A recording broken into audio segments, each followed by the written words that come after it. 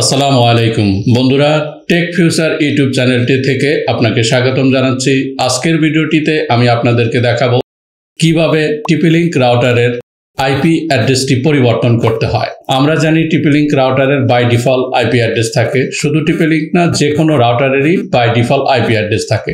এই by default IP অ্যাড্রেসটি যদি আপনি পরিবর্তন করে নেন, তাহলে কিন্তু কোনো হ্যাকার অথবা অন্য যে কেউ আপনার রাউটারে লগ ইন করতে পারবে না। তো হ্যাকারদের যদি আপনি প্রোটেক্ট করতে চান, তাহলে কিন্তু এই ভিডিওটি অবশ্যই আপনি শুরু থেকে শেষ পর্যন্ত দেখুন, কেননা এই ভিডিওটিতে আমি আপনাদেরকে দেখাবো কিভাবে TP-Link রাউটারের আইপি অ্যাড্রেসটি পরিবর্তন করতে হয় এবং কিভাবে হ্যাকারদেরকে এই আইপি অ্যাড্রেস থেকে বিরত রাখতে হয়।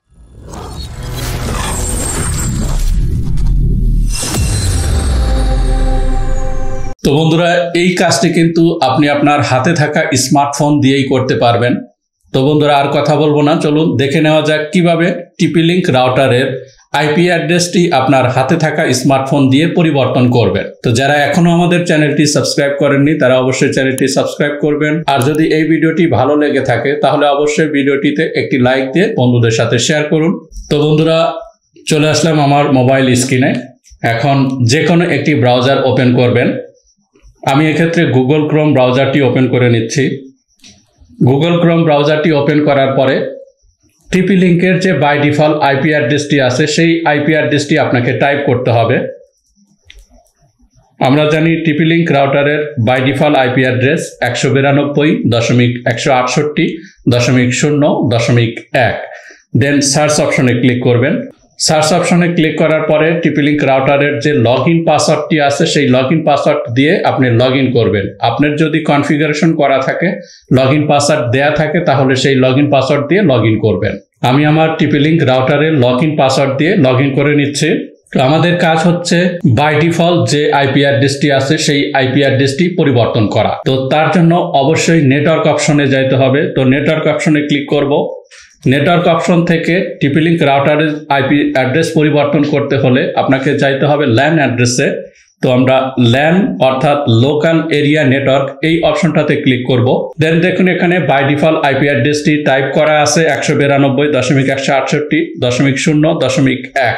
এটা বাই ডিফল্ট আইপি অ্যাড্রেস থাকে। যদি আপনি এই আইপিটা পরিবর্তন করে দেন, তাহলে কিন্তু আপনি শুধু বুঝবেন যে আপনার TP-Link রাউটারের আইপি অ্যাড্রেসটি কি, অন্য কেউ কিন্তু এটা আর সার্চ করে পাবে না। তো সেক্ষেত্রে আপনি একমাত্র ব্যক্তি যে সার্চ করে পেতে পারেন। তো আমি সাজেস্ট করব এই আইপি অ্যাড্রেসটি আপনি পরিবর্তন করে দিলে তো হ্যাকারের কাছ থেকে আপনি আপনার রাউটারকে সেভ করতে পারেন।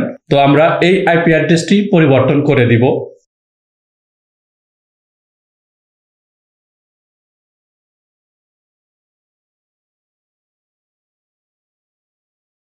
সাপোজ আমরা আইপি অ্যাড্রেসটি দিয়ে দিলাম 192.168.10.10.1।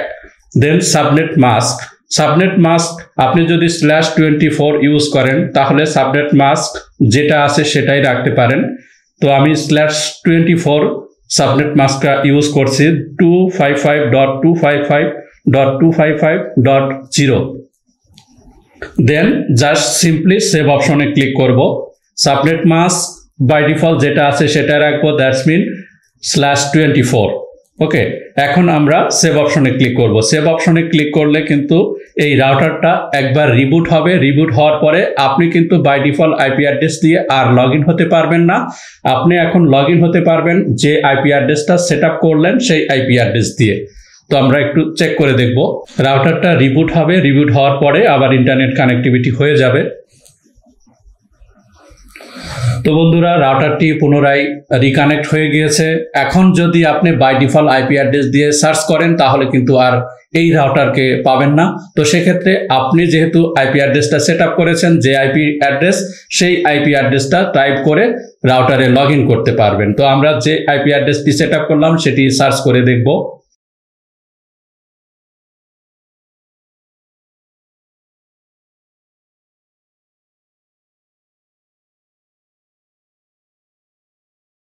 দেন সার্চ অপশনে ক্লিক করব।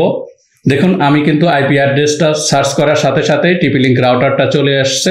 এই আইপি অ্যাড্রেস দিয়েই আপনি পেতে পারেন। তাছাড়া কিন্তু বাই ডিফল্ট আইপি অ্যাড্রেস দিয়ে আর আপনি আপনার TP-Link রাউটারটাকে পাবেন না। শুধু আপনি না, যে কেউ পাবে না। তো আশা করি বুঝতে পেরেছেন যে কিভাবে হাতে থাকা স্মার্টফোন দিয়েই TP-Link রাউটারের আইপি অ্যাড্রেসগুলো পরিবর্তন করতে হয়। তো যদি ভিডিওটি ভালো লেগে থাকে তাহলে অবশ্যই ভিডিওটিতে একটি লাইক দিয়ে বন্ধুদের সাথে শেয়ার করুন। আর যে কোনো মতামতের জন্য অবশ্যই কমেন্ট বক্সে আপনার মূল্যবান মতামতটি জানাবেন। আমরা সেই অনুযায়ী আপনার জন্য ভিডিও করার চেষ্টা করব। তো আজকের মতো এ পর্যন্তই। ভালো থাকবেন, সুস্থ থাকবেন। ধন্যবাদ।